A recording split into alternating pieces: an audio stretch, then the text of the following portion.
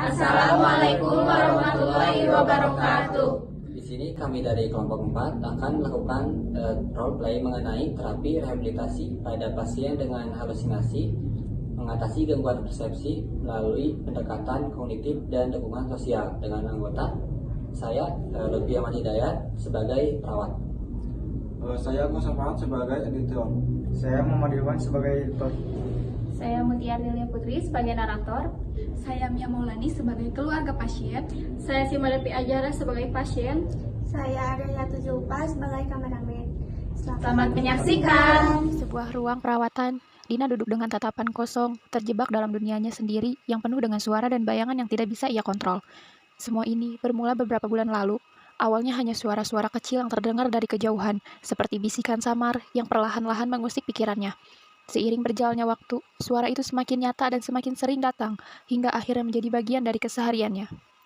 Tidak hanya suara, ia juga mulai melihat bayangan orang-orang yang tak dikenalnya. Sosok ini tampak begitu nyata hingga ia sulit membedakan antara yang ada dan yang hanya ia bayangkan. Setiap kali suara itu datang, Dina merasakan ketakutan yang mencekam seolah-olah hidupnya terenggut oleh sesuatu yang tak bisa ia kendalikan. Kondisi ini mempengaruhi segala aspek kehidupannya. Dina yang dulunya ceria, kini sering menarik diri dari keluarga dan teman-temannya. Ia sulit tidur, kehilangan selera makan, dan mulai menghindari interaksi sosial karena takut orang lain akan memahaminya. Kekhawatiran keluarga pun semakin besar hingga akhirnya mereka memutuskan untuk membawanya ke rumah sakit demi mendapatkan bantuan yang tepat. Saat itulah Dina bertemu dengan perawat Lutfi yang akan mendampinginya dalam terapi rehabilitasi pada pasien dengan halusinasi. Menangani gangguan persepsi melalui pendekatan kognitif dan dukungan sosial, Lutfi menyadari bahwa Dina membutuhkan ruang yang aman untuk membuka diri dengan penuh kesabaran. Ia memperkenalkan diri dan menjelaskan tujuan terapi ini. Menciptakan suasana yang nyaman dan penuh empati, Lutfi menyadari bahwa perjalanan Dina tidak mudah, tapi ia siap menjadi penuntun dalam proses yang panjang ini. Hari ini sesi pertama terapi akan dimulai, sebagai langkah awal bagi Dina untuk kembalinya menemukan kendali atas hidupnya dan mengatasi ketakutannya. Assalamualaikum Ibu, selamat pagi.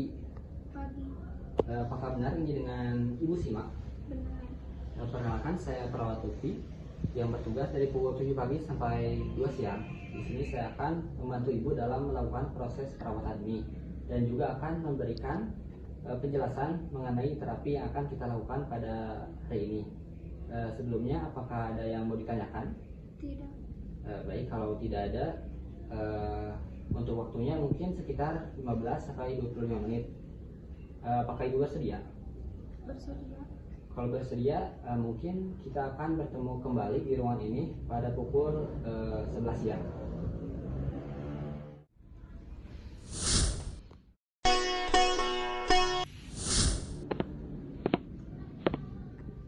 Assalamualaikum, selamat siang Ibu. Siang. Terima kasih sudah datang hari ini. Bagaimana perasaan Ibu? Apakah Ibu sudah siap? Saya nggak tahu perawat. Saya takut suara itu datang lagi. Saya takut kalau saya tidak bisa mengendalikannya. Ibu, saya tahu ini tidak mudah. Halusinasi ini memang sangat menakutkan dan kadang membuat kita merasa tidak berdaya. Tapi Ibu nggak sendirian. Hari ini kita akan belajar bersama-sama bagaimana cara menghadapinya. Kita mulai pelan-pelan. Apakah ada yang mau Ibu ceritakan terlebih dahulu? Dan apa yang Ibu rasakan ketika suara itu datang? Suara itu bilang saya nggak bisa berguna. Kadang saya juga lihat bayangan orang yang nggak ada. Mereka menghakimi saya, bilang saya tidak pantas hidup. Ibu, itu pasti sangat mengganggu. Tapi Ibu harus tahu suara-suara itu bukan kenyataan. Mereka hanya ada dalam pikiran Ibu. Kita akan belajar untuk membedakan yang nyata dan tidak nyatanya. Tapi bagaimana saya tahu mana yang benar, mana yang tidak? Suara itu sangat keras, perawat. Saya benar-benar merasakan mereka nyata. Itulah yang sering terjadi, Ibu. Halusinasi memang bisa terasa begitu nyata, tapi kita akan bekerja sama untuk mengalaminya dan kita akan menemukan cara untuk menenangkan diri ketika Ibu halusinasi itu terjadi. Kadang suara itu bilang saya nggak pantas hidup, saya nggak tahu kenapa mereka bilang begitu. Kadang saya merasa kalau saya nggak bisa bertahan. Ibu, suara itu bukan kenyataan. Ibu pantas hidup. Ibu punya nilai, dan juga kita akan belajar untuk menilai perbedaan antara apa yang ada di dalam pikiran ibu dan juga kenyataan di dunia nyata. Halusinasi itu datang dan pergi, tapi kenyataan yang ibu alami itu benar. Tapi bagaimana cara tahu kalau itu bukan kenyataan? Suara itu terus mengikutiku, gak bisa saya hindari. Bu, kita akan dilatih untuk membedakan antara kenyataan dan halusinasi. Salah satu caranya itu dengan mengenali apa yang benar-benar ada di sekitar kita. Coba lihat sekitar ibu. Apa yang bisa ibu lihat dan apa yang bisa ibu rasakan? Saya bisa mendengar napas saya bisa mendengar suara yang di dinding itu nyata ya. Betul ibu, itu adalah kenyataan. Setiap kali suara itu datang, ibu bisa kembali fokus pada hal-hal nyata di sekitar ibu, seperti napas ibu, terus suara yang datang, dan juga bahkan perasaan di tubuh ibu yang sekarang. Itu adalah cara kita untuk mengendalikan halusinasi. Saya akan coba, tapi saya takut suara itu akan kembali. Suara itu bilang, saya nggak layak hidup. Saya sudah mencoba, tapi rasanya mereka benar. Saya takut suara itu nggak akan pernah berhenti. Nah ibu, saya tahu itu sangat menyakitkan, tapi suara itu tidak menggambarkan siapa kamu sebenarnya.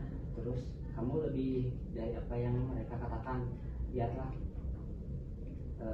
katakan kamu datang ke terapi ini, itu adalah langkah besar yang menunjukkan betapa kuatnya. Itu perasaan yang sangat wajar ibu, tapi setiap hari ibu membuat kemajuan. Ibu gak sendirian, kita akan terus bekerja sama untuk membuat suara itu tidak berkuasa atas hidup ibu. Terima kasih perawat. Saya ingin percaya kalau saya bisa melawan itu. Ibu bisa. Setiap kali ibu merasa ketakutan, kita akan gunakan teknik relaksasi atau bicara tentang kenyataan yang ada di sekitar kita. Ibu lebih kuat dari yang ibu pikirkan. Ingat, kami di sini ada selalu mendukung. Apapun yang terjadi, kamu gak sendirian. Kami selalu ada di sini mendukungmu. Betul, dukungan dari keluarga itu sangat penting, dan juga keluarga bisa memberikan dukungan, menciptakan lingkungan yang aman, dan juga mendukung proses terapi ini. Terima kasih semuanya, dukungan kalian sangat berarti. Saya nggak tahu apa yang harus dilakukan tanpa kalian. Dukungan dari keluarga ialah yang fondasi yang sangat kuat. Dengan adanya kalian di sini, proses pemulihan akan lebih cepat dan juga punya banyak kekuatan dalam diri ibu. Kita akan terus berusaha untuk membuat hidup ibu lebih baik. Dalam perjalanan terapi ini, Dina berusaha keras mengatasi halusinasi yang mengganggu kehidupannya. Dengan dukungan dari perawat dan keluarganya, dia belajar untuk membedakan kenyataan dari halusinasi dan kembali menemukan kekuatan dalam dirinya.